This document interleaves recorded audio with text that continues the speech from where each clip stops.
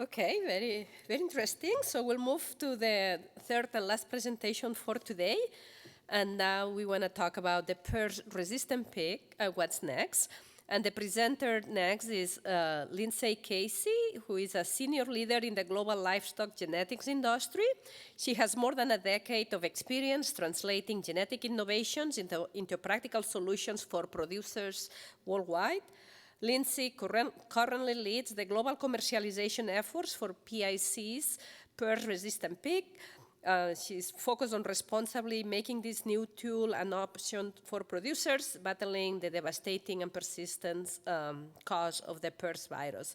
Lindsay holds a PhD in genetics and an MBA from the University of Michigan. With that, Lindsay, if you could join us. Oh, there you are. Thank you.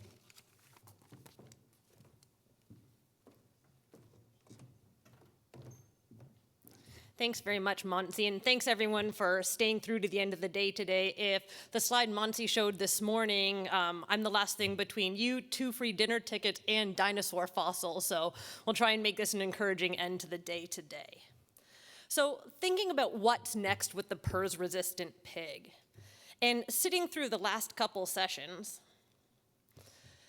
PRRS has been something our industry has been continuing to battle for the past 3 decades.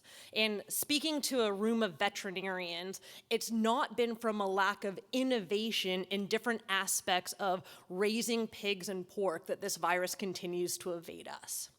We've worked at different ways of animal husbandry, going to multi-site production to break up different groups of pigs. We've continued to evolve our focus on biosecurity. And we've also continued to evolve the science of vaccines.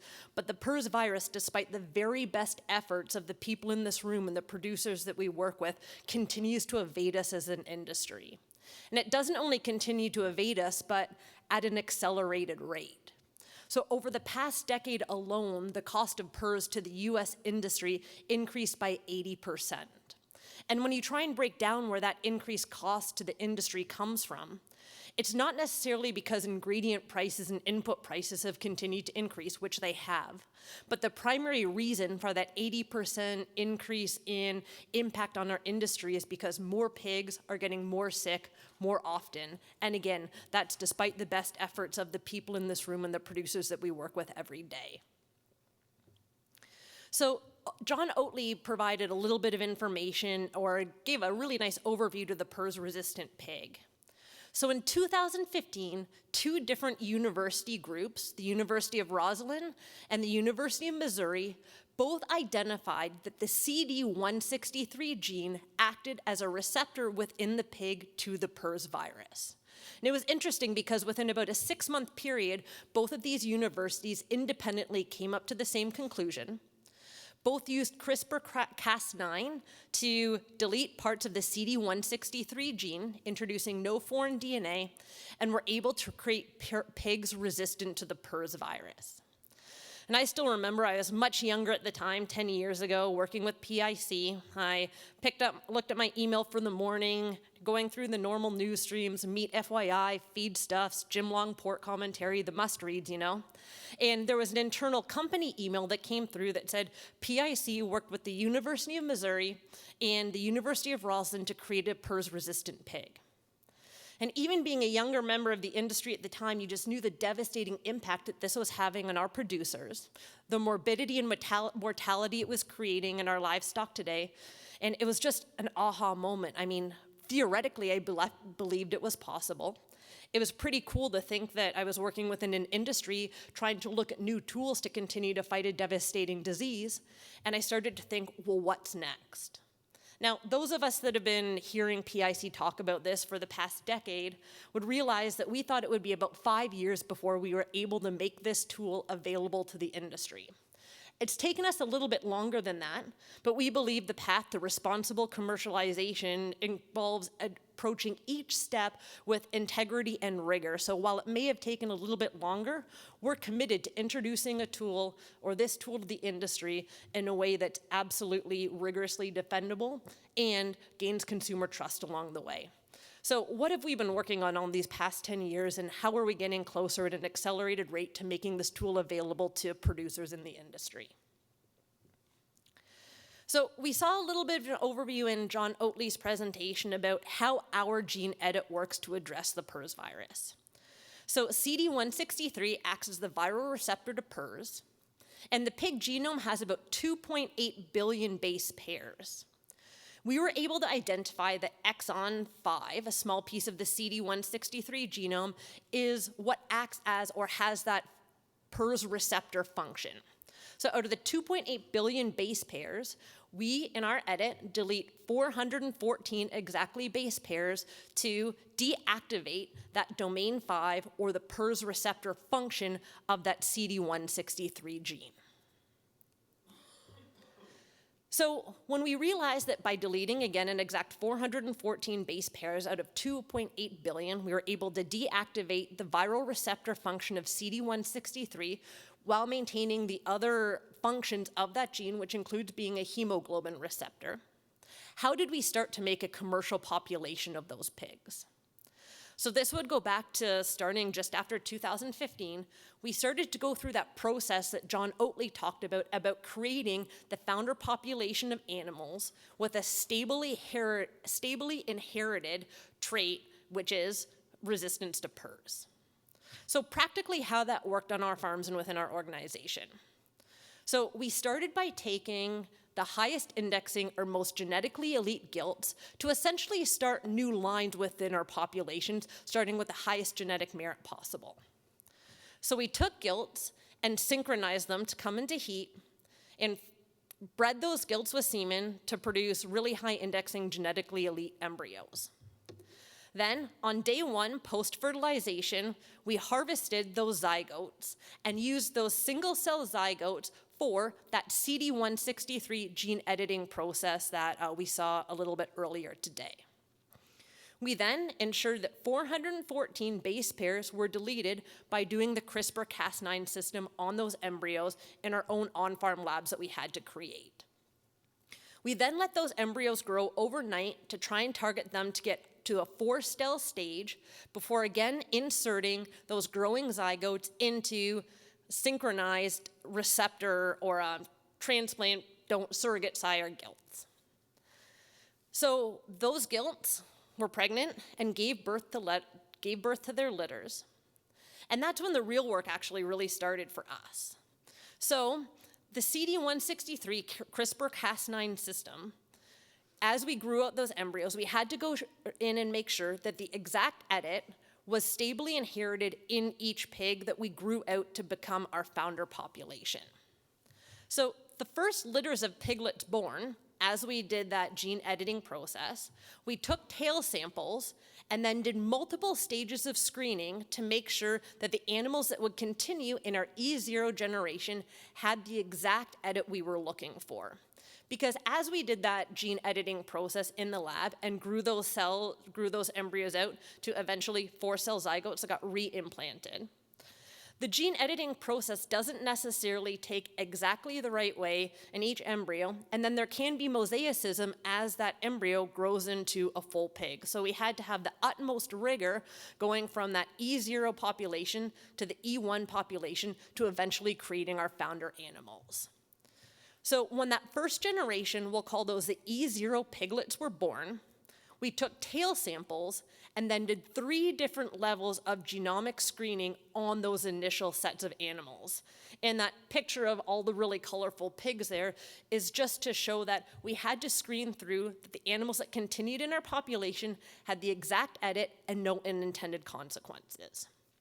So the 3 different stages of screening that we went through in those E0 animals were first to go in and genotype to make sure that all of the animals had the exact same targeted 414 base pairs deleted.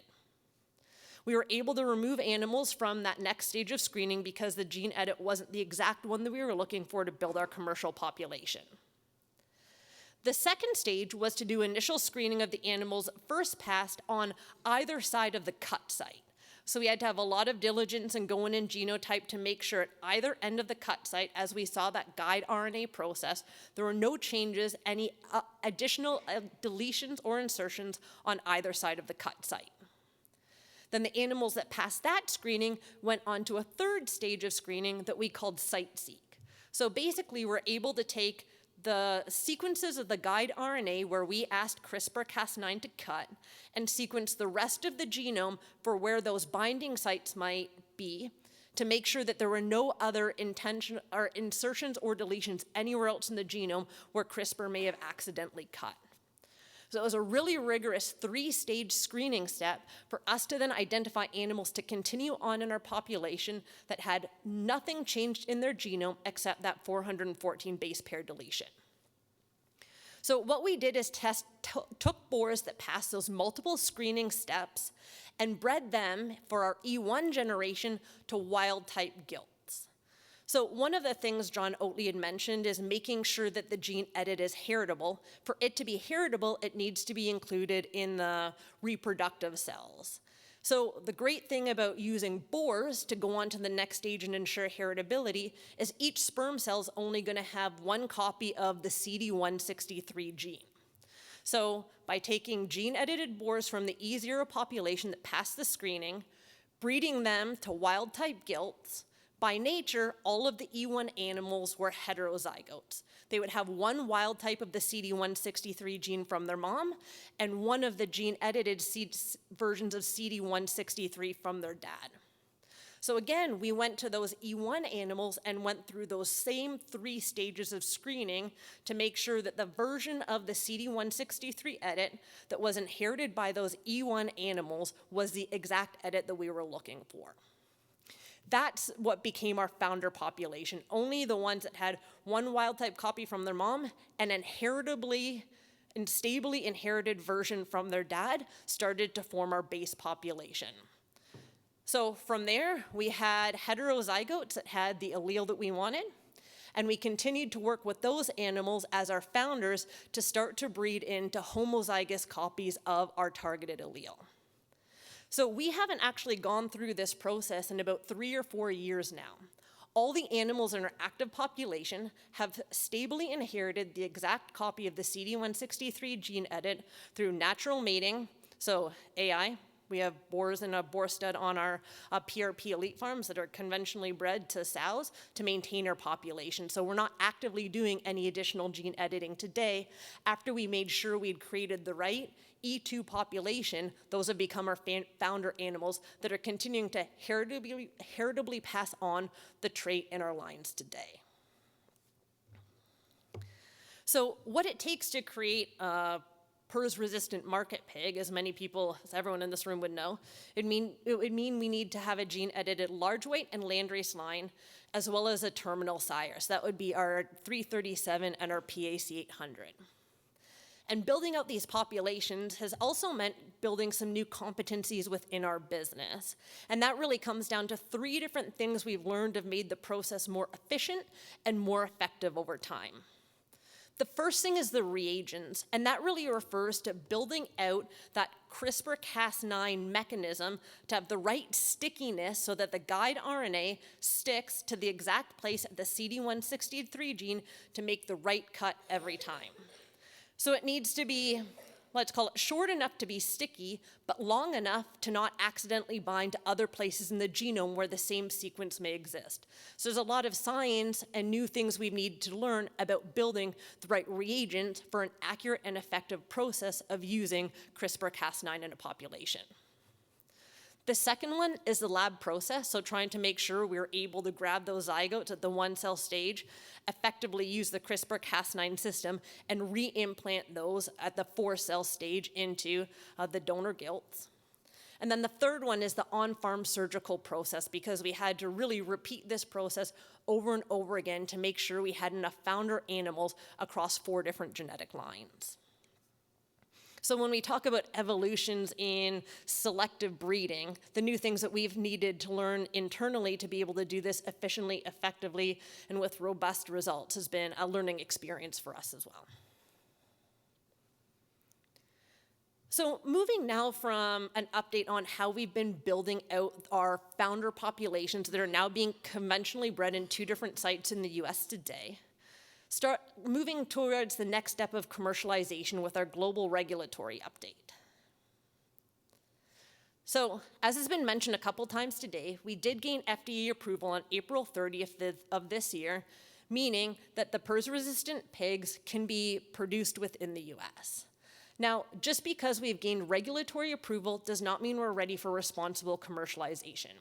And as we've continued to look about building the long-term value of US pork producers, it means ensuring that we have confidence and consumer trust within the US, as well as with our key export partners. So while we've gained regulatory approval in the US to keep major export markets open and continue to gain the viability or grow the viability of the US pork chain, it does mean that our key export partners also need to have approved the PRRS-resistant pig.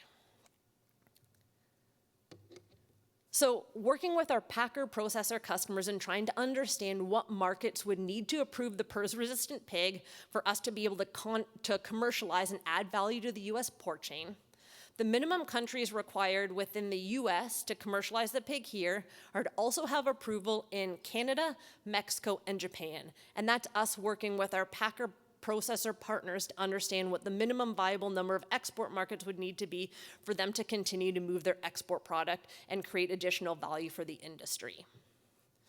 But that doesn't mean those are the only countries that we're continuing to work with, and we're trying to make this technology available to countries around the world that are impacted by the devastating PRRS virus. So as we sit here today, we have approval in Colombia, the Dominican Republic, Brazil, Argentina, and as we've talked about, the US. The list on the bottom here is not all-inclusive, but it represents some of the other countries, again, primarily trade partners with the US, that were also actively seeking regulatory approval. Now, we just heard in Jean's presentation that the regulatory landscape can still be a little bit uncertain with different countries taking different approaches. So we honestly think there's value to us building out a regulatory approvals process with the FDA that maybe took a bit longer, but as we seek consumer trust and transparency within the food system, being able to validate that there's no unintended consequences in the pork products, apart from improving animal welfare, is something that we are glad to go down that path with as much rigor as the FDA requested. Now, there's a lot of countries in here, actually all the other countries where we have approval already, that go down what's called the non-determination path. So we had to submit information to those government agencies that showed that it was not a GMO.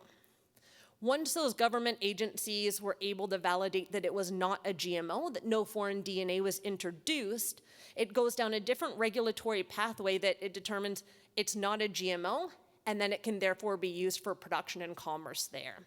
So there's two different pathways and different levels of, not necessarily different levels of rigor, but different ways different governments approach it. One, approval of all engineered foods like we saw in the US.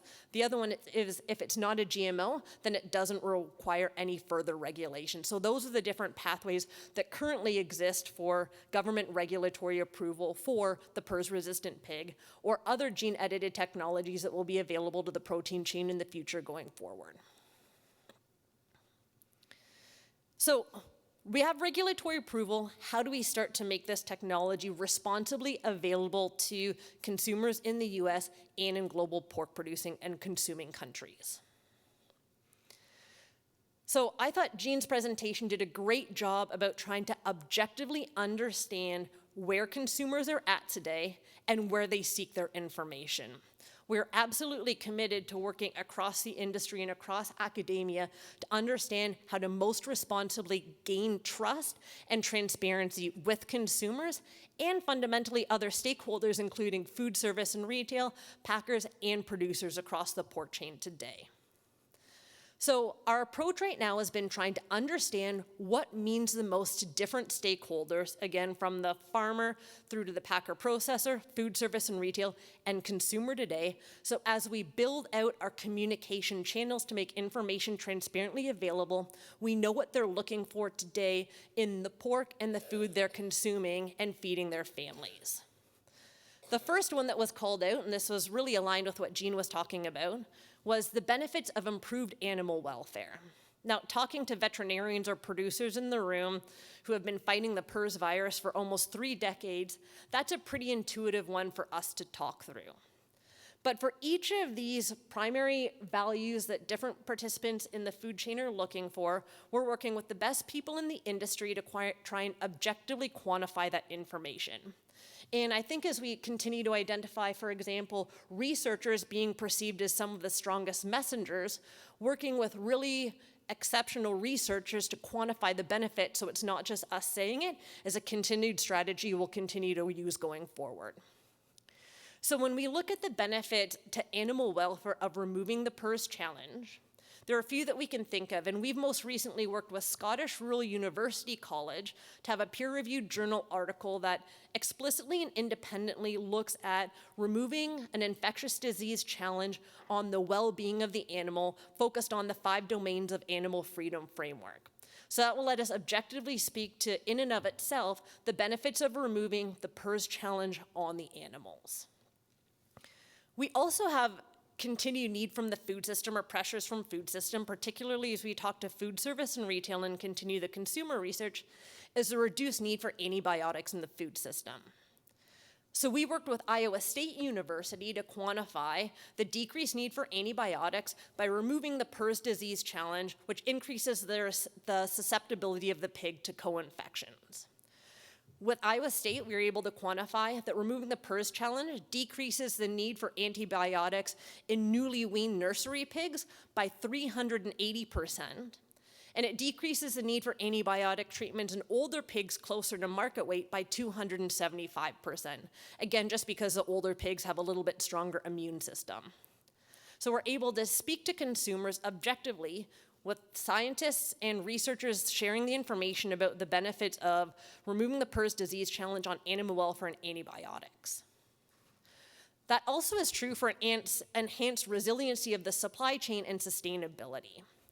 So we recently worked with Dr. Jason Lust to quantify the benefits of removing the PRRS disease challenge on pork supply and pork prices across the global pork chain. In the US, based on the current frequency and severity of PRRS today, if the market gets to 70% adoption of the PRRS-resistant pig, supply increases by about 15%. So as you look at increased resiliency of the supply chain, that's a 15% lack of holes that the slaughter plants will have to look for when a flow gets hit with a PRRS infection and they can't provide the pigs they need to the slaughter plant. Now, removing the PRRS challenge also decreases the cost of production. So there's also an increased economic stability or resiliency because even though pork supply increases and pork prices drop a bit, the net margin per head is a positive for producers. And we also showed that countries or markets that implement the PRRS-resistant pig as a tool in parts of the production chain are able to increase export market access and actually grow their global exports to markets, for example, the EU, who may be slower to adopt the technology and can't take advantage of the cost of production benefits from it. In terms of sustainability, we've also used life cycle assessment to credibly and defensively quantify, again through third-party researchers, that removing the PRRS challenge in the US can decrease greenhouse gas emissions in the pork chain by up to 9%. And finally, trust in consumers and them choosing to buy pork products. The pork is no different. So as part of the FDA approval process, we had to look at 97 different metrics of pork quality and pork composition to show that there's absolutely no difference in the pork that they're consuming today and as it relates to taste or quality of that pork for the gene-edited PRRS-resistant pig. So really credibly starting to build out the background information around what consumers and different stakeholders in food service and retail are looking for as they buy their pork today, and being able to have really credible references to speak to what they're looking to feed themselves and their families. And this will be the backbone as we continue to learn, evolve, and grow of our evolving consumer research and consumer outreach work. So there are a lot of different aspects of consumer research going on today, and we are certainly doing our own by working with Circana, one of the leading consumer research groups today, as well as partnering with different university groups to continue to learn and grow for our consumer insights engine. So one of the differences you'll see here as you look at our result of 87% relative to some of the other information is For our starting point for consumer research, we started with pork consumers. So we started with people who are already buying our product today. We worked with, across our consumer research, some heavy pork consumers that were buying the product at least 3 times a week, as well as lighter pork consumers who are buying the product about 3 times per month. But we did start with our current customers today to say what will continue to maintain their trust and their willingness to buy pork with this new technology or this new therapy to help on the animal welfare side introduced into the pork chain. And from that work, we found that there was an 87% purchase likelihood when consumers understood what the benefits of the PRRS-resistant pig or the elimination of PRRS were within the food chain. And I think we can continue to grow on some of what we're learning through Jean's work and some of the other aspects of academia looking at consumer research work, as well as some of our other partners in the industry who are asking similar questions to different consumer groups about how we get this information to them, what they're looking for, and making sure we have the right trusted messengers having transparent information available to consumers as they decide to feed themselves and their families. Now, one aspect that I think will be unique for the US pork industry in terms of the timing of this PRRS-resistant pig being commercialized is I had shown a list of countries where we're actively seeking or have achieved government regulatory approval. Out of that list of countries in Central and South America, I would believe that by the end of this year, we should have achieved another 2, 3, potentially 4 different countries with regulatory approval. And if you notice some of those countries, they're either net importers of pork or have growing domestic consumption of pork, where it would be possible to commercialize in those countries and the extra volume or the PRRS-resistant processed pork products to remain in that country. Which means that we're likely to have the opportunity to commercialize at scale in countries before the US needs to make a decision about producing the pig here. And we can look at different ways to do consumer research, but a real-world case study where a pork producing and consuming country is taking advantage of this tool to increase the efficiency of their pork production system and consumers are eating it at scale, I think is a really unique opportunity for the US to be able to learn from as it relates to, let's say, a real world case study with market acceptance. And I do fundamentally believe before the US needs to make a decision about whether or not to introduce it as an option within the pork chain here, we'll have the opportunity to listen, learn, and see what evolves in other Central and South American geographies as well. So that's a unique opportunity as we look at timing as we roll forward for the US pork industry. And finally, one of the final things to touch on is when it becomes available, what are the different ways to be able to introduce it into the US pork chain? So as we build out the supply of PRRS-resistant pigs, and that's both for it to be an option to producers in the US, as well as start to supply some of those other markets that are working towards regulatory approval and in-country commercialization. Our goal is to build the supply chain initially to have enough maternal semen, so GGP and GP, large white and landrace semen, available producers at time of commercialization when the herds are signed up.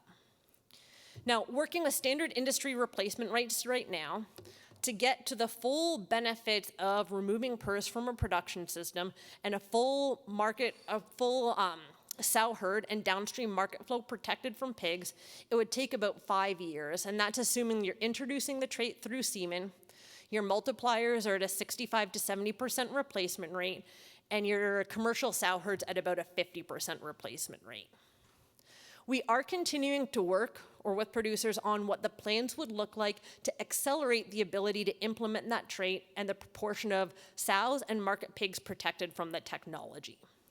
And the 3 ways we're actively working on that is modeling out what does an increased replacement rate at the multiplier or the sow farm do to increase the timeline to get the sows and market pigs protected. We're also working on building out a genotyping platform. So producers, when you get to that second generation where everything's heterozygous, the second generation, all of a sudden, half the gilts coming off are going to be fully protected, and there'll be heterozygous gilts as well. So starting to come up with genotyping technologies to identify what fully protected gilts are available to ensure that your replacement gilts coming back into your herd are fully protected to accelerate that rollover timeline as well. So looking at different genotyping options across the industry to be available to producers. And the other one was also just touched on by John Oatley as well, leveraging reproductive technologies, including PCAI, to make sure that we're able to maximize the available boar power to create availability of semen to producers across the industry. So we are also starting to think through how to most efficiently and effectively make this technology and to create fully protected sows and market pigs available to producers across the industry. And just as a final slide to touch on at the end of the day today, our food system, and we saw that this morning and this afternoon, we're being asked to do more with less as pig producers and as an agricultural industry. So we're getting asked by consumers and by our customers to simultaneously improve animal welfare, reduce the need for antibiotics, reduce the environmental impact, increase employee morale, and enhance the productivity and profitability for producers themselves. We need to do a lot more with a lot less with evolving consumer demands associated with that. And as an example, just 2 weeks ago, I spoke with the US Egg Layer Board because they are interested in learning what our path to the PRRS-resistant pig was and what we've learned and how we could accelerate the timeline to get where we are today faster, and also what anticipated challenges we have to get this across the finish line and make this tool available to producers in the US and globally. So clearly there's a high focus in other animal-based proteins, including layers and broilers, related to reducing the challenge associated with high-path avian influenza. It's also happening at an accelerated rate on the plant side, with Mars, within their cocoa supply chain, including for products like M&Ms and Snickers, actively looking at gene editing solutions to improve the resiliency of their cocoa supply chain. So it's a challenge facing the entire industry, and whether it's animal proteins or plant-based species. There's over 500 gene-edited products in production or development worldwide, as again, our industry needs new tools to be able to feed a growing global population, what was it, doubling every 40 years, on what's going to become arable land of potentially down to 2% if we looked at what we saw in one of the speakers this afternoon. So we fundamentally believe gene editing is a tool, is an evolution to selective breeding that humans have been doing for the past 10,000 years. And we do believe this new tool is a way to simultaneously improve what's best for the animals and what's best for the producer, and understanding transparently what consumers are looking for within their food chain is something we're committed to doing as part of our rollout plan to make this technology available to producers in the US and globally. So thank you very much.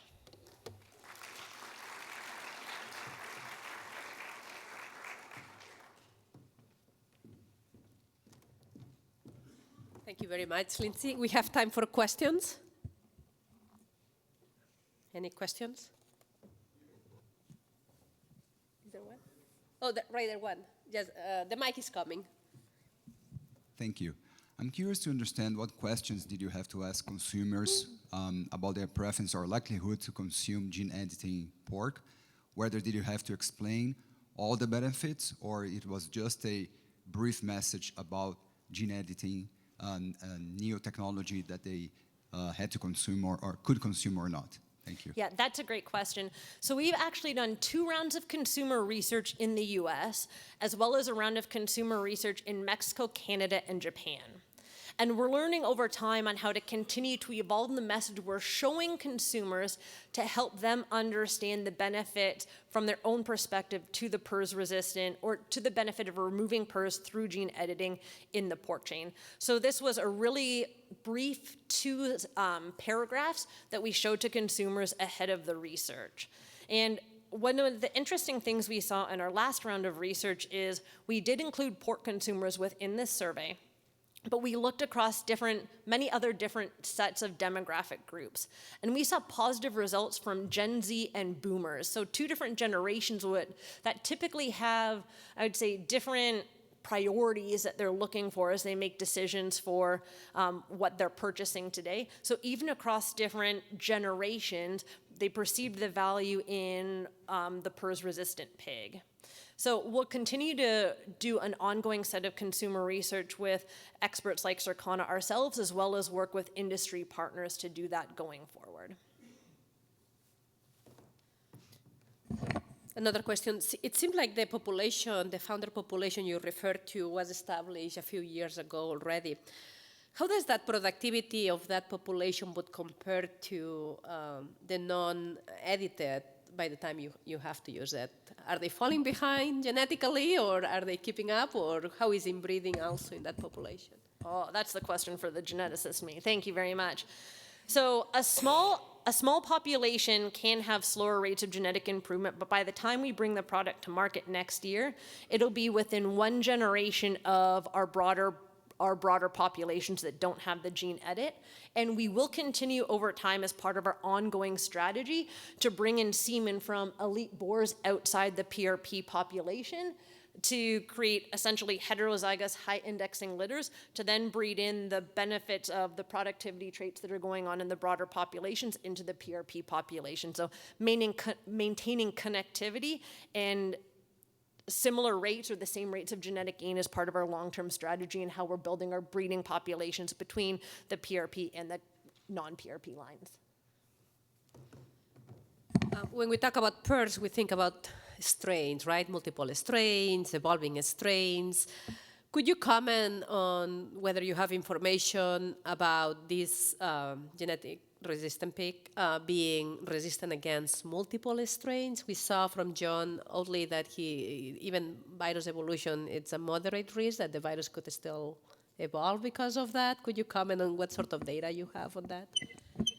Yeah, absolutely. So through multiple rounds of research looking at different strains, we have tested across the most prevalent type 1 and type 2 strains of PRRS today. We have not yet tested it against some of the Rosella strains, for example, that are circulating in Europe, and that'll be some of our next rounds of research. But out of the current most frequent strains circulating in the industry today, we have seen resistance to PRRS. Now, we did have one strain we tested through some of our research from Kansas State in 2006 that at this stage is not circulating very prevalently in the industry at all. And we did see some mixed results for that KSO6 strain relative to each of the other strains that we tested. So we did see much lower virulence within our KSO6 studies, but there was more mixed results than we saw from the absolute non-susceptibility to PRRS from the other strains. Now, one of the interesting things about KSO6 is it's essentially died out circulating in the industry today. So as a PRRS virus, that lineage has died out. But we are continuing to investigate additional strains going forward and in continuing to look at what may have caused that odd result in that one lowly circulating strain or non-circulating strain today. Thank you, Lindsay. Because we're a little bit past time, I would like to thank Lindsay for the presentation and the speakers this afternoon. Thank you.